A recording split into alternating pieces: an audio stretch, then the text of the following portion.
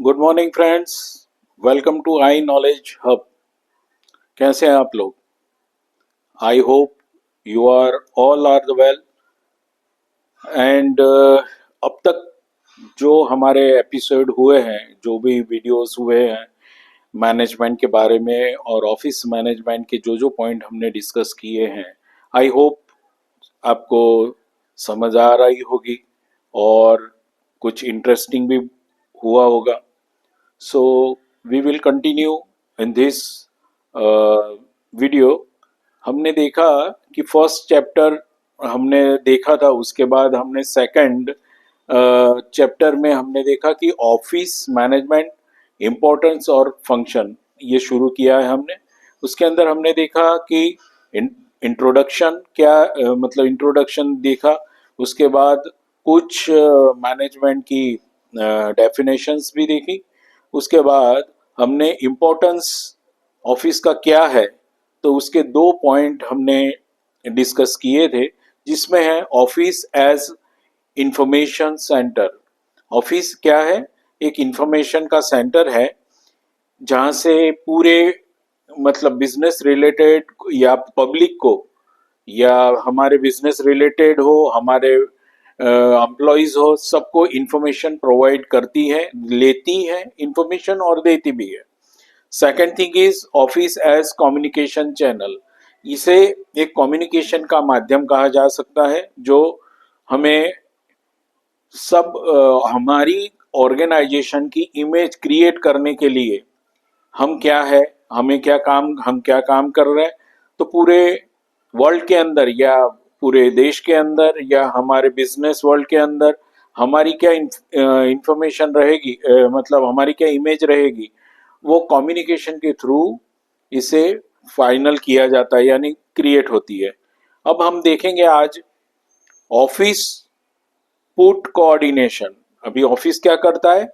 Coordination करना, मतलब सबके साथ समन्वय करना, यानी एक दूसरे के साथ कैसे हम बंधे रहेंगे उसके बारे में हम डिस्कस करेंगे।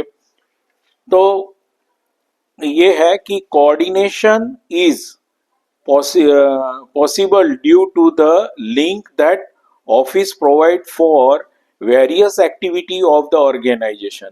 देखिए, कोऑर्डिनेशन इज प्रोसेस, ये कैसी प्रोसेस है, तो लिंक है अलग अलग हमारी प्रोडक्शन यूनिट के साथ, मार्केटिंग यूनिट के साथ, या फाइनेंस यूनिट के साथ, या हमारे बिजनेस रिलेशन जिस जिस कंपनी के साथ है, हमारे बायर्स वेंडर्स सबके साथ जो हमारी लिंक है, तो उन लिंक को provide as a various activity, हमारी ये जो एक्टिविटीज है उसके बारे में जो ये कोऑर्डिनेशन बनाना ऑफिस का कर्तव्य है। Office provide the necessary information and knowledge for coordination. देखिए, ऑफिस क्या प्रोवाइड करता है? इंफॉर्मेशन और नॉलेज प्रोवाइड करता है, किसके लिए? तो कोऑर्डिनेशन के लिए। तो कोऑर्डिनेशन होना बहुत जरूरी है। एक मतलब कोऑर्डिनेशन ऐसा होना चाहिए जैसे एक चेन होती है, तो एक हुक के अंदर दूसरा हुक कैसे लगा होता है, जिससे सबको मिलकर एक पूरी चेन बनती है, उसी तरह से कोऑर्डिनेशन होना चाहिए।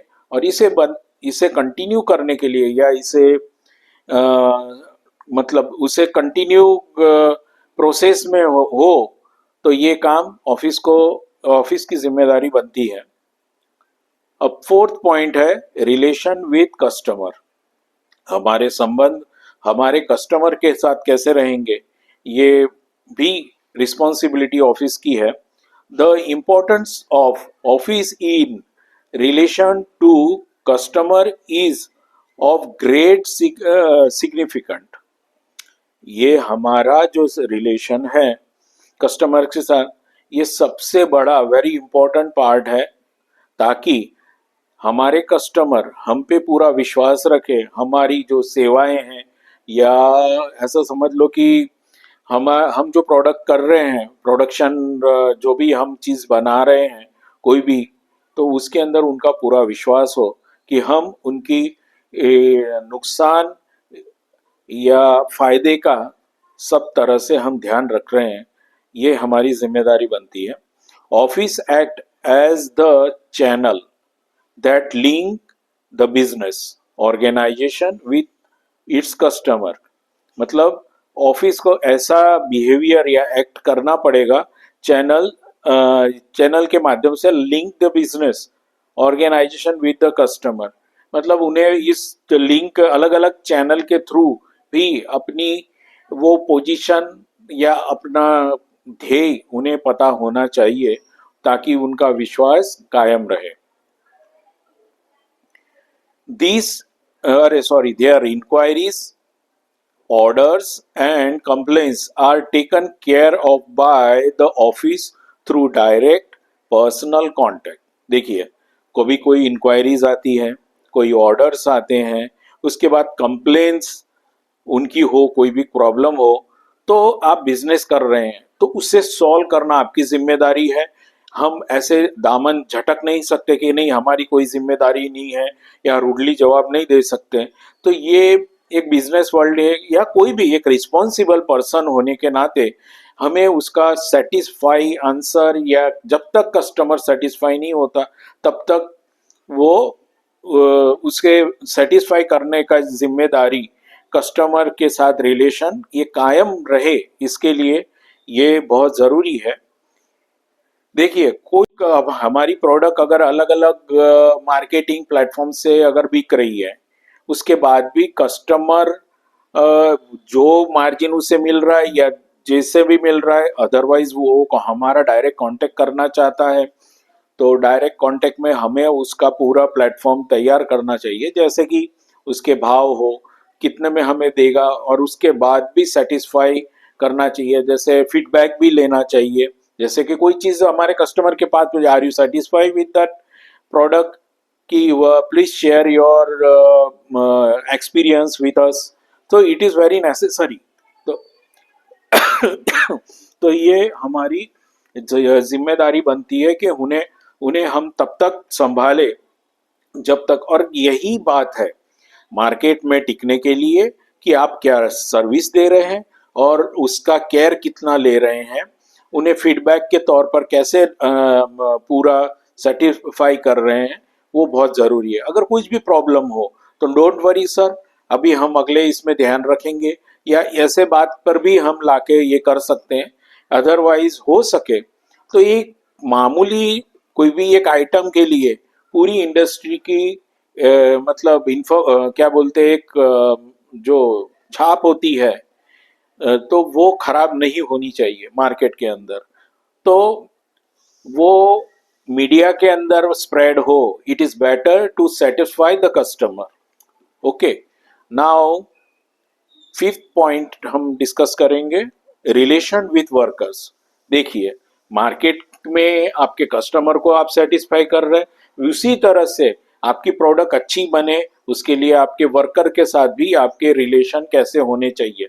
देखो, हर कोई इंसान काम कर रहा है तो पैसे के लिए कर रहा है, पर उसको वो काम कर रहा है तो उसे पूरी सेटिस्फेक्शन हो, तो हमारे वर्कर हमें मतलब वफादार भी रहते हैं, और वो हमें हमारा ध्येय क्या है उसे भी सेटिस्फाई करते हैं। तो रिलेशन विद द वर्कर्स कैसा होता है, effective human relation requires effective organisation. देखो, इफेक्टिव ह्यूमन रिलेशन हमें मानवीय तौर पे उनके साथ अटैच होना चाहिए। सपोज कोई मतलब किसी को समझो किसी का बच्चा बीमार है, या किसी के घर शादी है, कोई मौत हो गई है, तो ये सब हो तो उस ये सब बातें, समाज से जुड़ा हुआ इंसान है तो ये सब प्रॉब्लम आने ही वाली है, तो उसे छुट्टी देना या उसके साथ रिलेशन ये करना, तो ये सब बातों में आप अगर इन्वॉल्व होती है कंपनी, तो या उनके लीडर्स मतलब जो भी उनके मैनेजर्स है प्रोडक्शन यूनिट के रहे, या कोई भी मतलब अपर लेवल का इंसान, तो उससे उनकी उनमें एक विश्वास आता है कि नहीं, हमारे सुख और दुख में कंपनी भागीदार है। तो effective human relation requires effective organisation. Preparation of wages. देखो, अब wages and salary sheets and their payments are the responsibility of the office, उनका वेजेस मतलब उनका वेतन, सैलरी है, फिर उनका जो भाड़ा बनता है या भत्ता बनता है, तो वेजेस, सैलरी शीट्स और पेमेंट करना, पूरी तरह पेमेंट पहुंचा कि नहीं, उस तरह की सिर्फ सब जिम्मेदारी ऑफिस की रहती है। Office is also responsible for operating employees benefit scheme. उसके अलावा देखो, उसने जितना काम किया उसका उतना हमने पेमेंट किया, तो वो बात तो समझ में आती है। पर उसके सिवा they are also the responsible for operating employees benefit, मतलब उसकी मतलब बेनिफिट्स क्या है उसके अलावा। तो हम उसे ऐसा, हम जैसे कि क्या बोलते हैं कि अपना ओवर टाइम, सपोज, तो अगर जहां पे काम को गिनती में गिना जाए तो जहां पे ओवर टाइम कर रहा है कोई बंदा, तो उसको भी गिना जाए। अगर कोई छुट्टी नहीं ले रहा है, जिसको समझो कि एक फिक्स लिस्ट है कि छुट्टियों की, अगर वो छुट्टियां नहीं ले रहा है, तो साल भर के बाद अगर वो छुट्टियां बेचो, मतलब बेचो, यू हैव टू, मतलब ये ऐसे काउंट होना चाहिए कि यू कैश कर सके उसको। तो वो भी उसे, मतलब उसकी वजह से क्या होगा कि आदमी हर चीज का कैलकुलेशन करेगा, और कैलकुलेशन इसी तरह से वो अपने लिए काम करेगा। मतलब गवर्नमेंट की पॉलिसी गवर्नमेंट ऑर्गेनाइजेशन में है, मगर कहीं कहीं प्राइवेट कंपनीज में भी एप्लीकेबल है, पर वो ज्यादातर हो, तो उससे क्या है कि एम्प्लॉयज को उसका थोड़ा सा मतलब एक सपोर्ट मिलता है कि चलो मुझे जो वेतन मिल रहा है, तो आज वो जो कंफर्ट जोन है या जो भी अपने घर का खर्चा चला रहा है, उसे नहीं भाई चलो आज ये चीज खरीदनी है, आज ये मुझे ओवर टाइम मिलने वाला है, या कोई भी, तो वो अपनी मतलब द लेवल ऑफ उसकी जो लेवल है रहने करने का, उससे वो थोड़ा अप आ सकता है, कुछ बचत कर सकता है और अपने परिवार को वो सपोर्ट कर सकता है। तो ये सब बेनिफिट्स को काउंट करना, देना, ये सब ऑफिस की जिम्मेदारी बनती है। ठीक है। और उसके बाद हम लास्ट वन देखेंगे कि relation to government and general public. इसके अलावा हमारी रिस्पॉन्सिबिलिटी क्या है कि रिलेशन विथ, अभी कुछ काम ऐसे हैं हमारे कि उसके पॉलिसीज, गवर्नमेंट की जो नॉर्म्स है, जो कायदे कानून बनाए, उसी के अंडर हमें हमारी प्रोडक्ट बनानी है, हमारी सेवा देनी है। तो गवर्नमेंट के साथ हमारे रिलेशन कैसे रहेंगे, और जनरल पब्लिक के साथ, जिस पब्लिक का हमारे कंपनी के साथ कोई संबंध नहीं है, फिर भी डायरेक्टली और इनडायरेक्टली उसकी इफेक्ट, हमारी कंपनी की इफेक्ट पब्लिक पर पड़ रही हो, तो वो जिम्मेदारी क्या है, तो वो देखते हैं। तो office act as the links between the different government department and the organization। देखिए, अलग अलग डिपार्टमेंट होते हैं। अगर रोड बनाने वाली कंपनी हो कोई, सपोज एक काम समझते हैं, कंस्ट्रक्शन कोई कंपनी हो, आज मेरा कंस्ट्रक्शन कोई अहमदाबाद की कंपनी में चल रहा हो, तो हमें वहाँ की गवर्नमेंट की पॉलिसीज को फॉलो करना पड़ेगा, फिर कॉरपोरेशन की फॉलो करना पड़ेगा। उसके बाद अगर मेरा मतलब मेरी कंस्ट्रक्शन कंपनी बड़ी हो जा रही है, तो मैं कहीं और दूसरी जगह पे काम कर मतलब कॉन्ट्रैक्ट ले रहा हूँ, सपोज कहीं और सिटीज में काम करना है मुझे, तो जैसे कि हम स्टेट ही बदल देते हैं, जैसे वे नागपुर में मैं काम करना चाहता हूँ, तो नागपुर में हम काम करना चाह रहे हैं, तो वहाँ की महाराष्ट्र गवर्नमेंट की पॉलिसीज क्या है, फिर वहाँ की नगर पालिका की क्या पॉलिसीज है, उस सब के नॉर्म्स को हमें फॉलो करना पड़ेगा। तो ये सब के साथ हमारे डिफरेंट गवर्नमेंट रही, डिफरेंट पॉलिसीज रहती है, तो उसको भी हम फॉलो कर सके, वो उसे फॉलो करना पड़ेगा। Office is also the link between general public and organisation. देखिए, जनरल पब्लिक के साथ भी हमारी रिस्पॉन्सिबिलिटी है कि हम ऐसे काम ना करें कि जिससे हम, मैंने बोला कि अभी ये यही उदाहरण को समझते कि कहीं से भी हैवी ट्रक्स जा रहे हैं हमारे, सीमेंट के ट्रक आ रहे हैं, रेती के आ रहे हैं, या फिर ईंटों के आ रहे हैं, तो पब्लिक, जनरल पब्लिक का ध्यान रखे कहीं रोड पे ट्रक ना, जिससे ट्रैफिक जाम ना हो। तो ये छोटी छोटी बातें हैं कि जिसकी वजह से आम पब्लिक परेशान ना हो। तो ये सब कायदे कानून का हमें जिम्मेदारी या लेनी चाहिए, और उसके ऊपर हमें सजा, मतलब हमें अलर्ट होकर काम करना पड़ता है। Office is responsible for creating a proper type of image for the organization in the mind of public sorry so एक जिम्मेदारी के साथ हमारी इम्प्रेशन एक आम आदमी के दिमाग में और ऑर्गेनाइजेशन मतलब दूसरी कंपनीज के बारे में, तो कोई भी कहे नहीं ये कंपनी अच्छी है, नहीं ये कंपनी इस बात का ध्यान रखती है और इनके यहाँ जो नॉर्म्स है, जो इनका हमने भी कोई पैसा डाला है, नहीं उनके जो रूल्स है, उन्होंने अगर मैसेज किया है कि विद इन वर्किंग आवर्स के 2 और 3 डेज में हमारा पैसा आएगा, तो वो पहुंच ही जाना चाहिए उसके। अगर अगर नहीं मिल रहा है तो उसके लिए अपोलोजाइजेशन करे और उसकी हमें देखना है कि कहाँ कुछ अटक रहा है, क्या प्रॉब्लम हो रही है, तो ये जिम्मेदारी भी हमारी है। सो ये इम्प्रेशन क्रिएट करना, अच्छी इम्प्रेशन को क्रिएट करना, ये हमारी जिम्मेदारी बनता है। अब in the mind of people it is responsible for building up the healthy social image.